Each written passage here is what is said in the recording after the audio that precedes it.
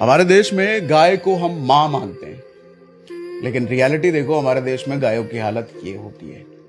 लेकिन जिन देशों में गाय को सिर्फ मामूली जानवर मानते हैं, वहां पर देखो गायों की हालत ये होती है।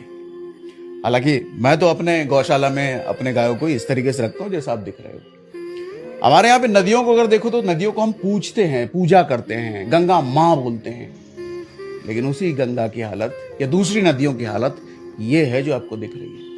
मगर जिन देशों में नदियां सिर्फ नदी हैं, वहां देखो नदियों की हालत ये है।